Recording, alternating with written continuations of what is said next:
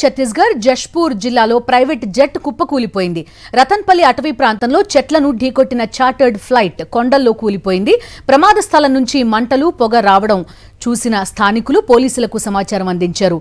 అధికారులు, పోలీసులు ఘటనా స్థలానికి చేరుకుని సహాయక చర్యలు చేపడుతున్నారు. ఈ ప్రైవేట్ జెట్లో ఎంతమంది ఉన్నారు, వారి పరిస్థితి ఏంటి అనే విషయాలపై ఎలాంటి సమాచారం లేదు.